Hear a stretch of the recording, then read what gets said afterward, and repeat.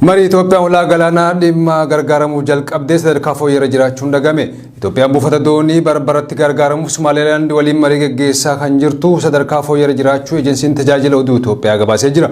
Muummeen ministeera Itoophiyaa Abiy Ahmad ji'a onkololeessaa dabre keessa Itoophiyaan ulaa galaanaa diimaa argachuun dhimma jiraachuu dhabuuti jechuun isaanii ni yaadatama. Yaadni muummee ministeera Itoophiyaa Abiy Ahmad kannan kun biyyoota ollaa buufata doonii qaban biratti yaaddoo uumeeti ture. Xiinxaltoonni tokko akka jedhanitti dhimma Itoophiyaan ulaa galaanaa argachuu kun karaa nagaati moo waraanaan dhimma joorratti yaade kannachaa turan.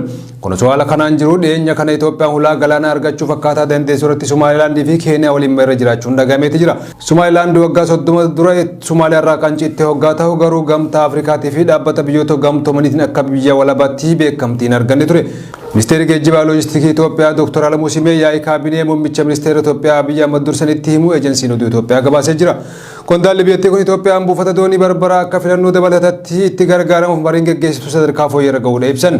Kana malees Itoophiyaan buufata doonii laamuutti gargaaruuf mariin mootummaa Keeniyaa waliin gaggeessitu sadarkaa gaariirra jira jedhame. Itoophiyaan meeshaalee alarraa galchuu fi gara biyya alaa erguuf parsantii 95 buufata doonii Jibuutiitti gargaaramaa turuu isiin ni beekama.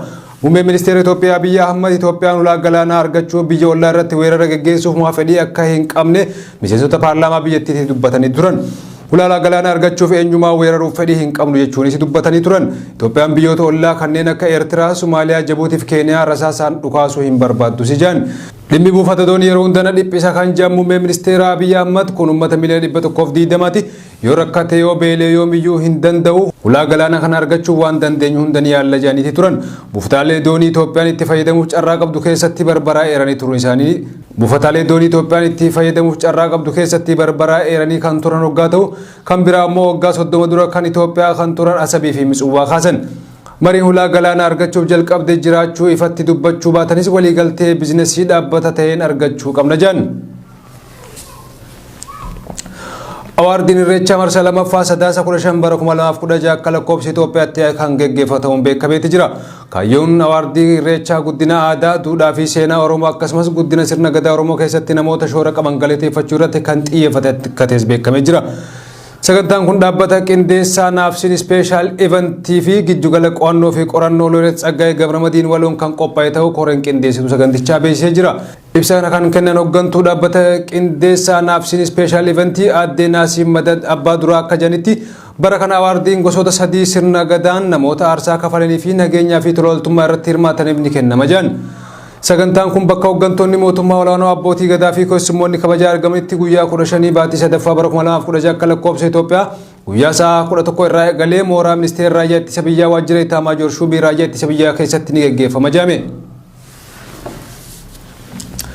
Igaad mootummaa Itoophiyaa fi waraanni bilisummaa Oromoo marii biraa gaggeessuu wal dhabdee isaanii akka furan gaafatee jiraachuun dhagame.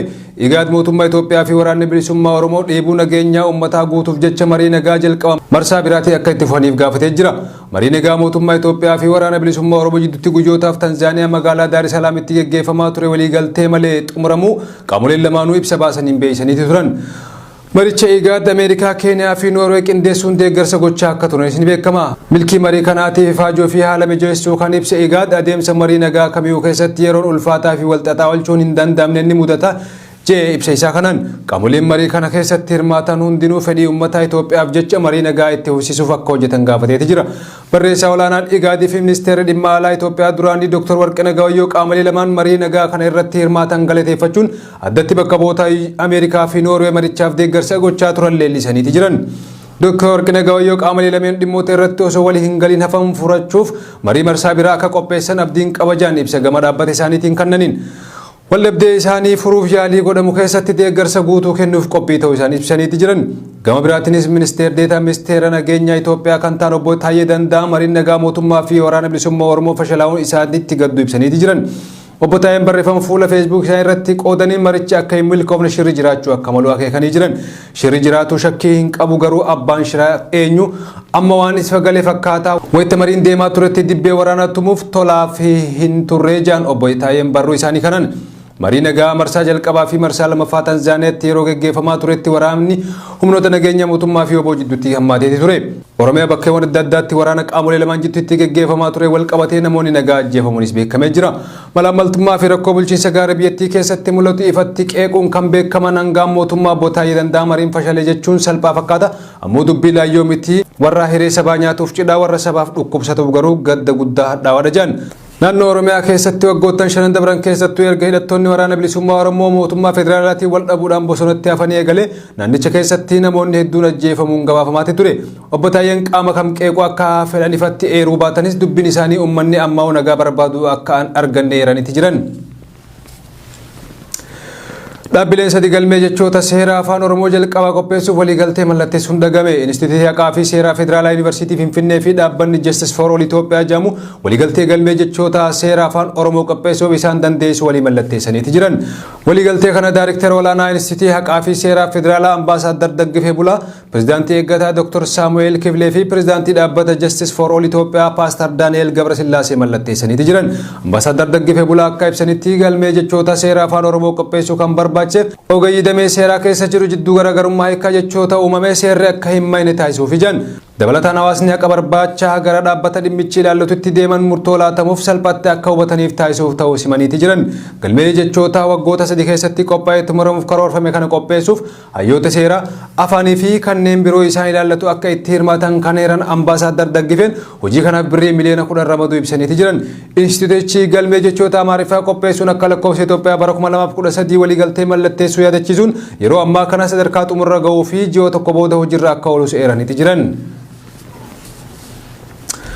Chaayinaan masgiidota cufuu fi diiguun Islaamaa biyyasii keessaa balleessaa jirti jechuun dhaabbanni Human Rights Watch ibsa baaseen beeksisee jira. Dhaabbanni Human Rights Watch Chaayinaan masgiidota cufuu diiguu fi ijaarsa biraatiin bakka buusaa jirti jechuun himatee jira.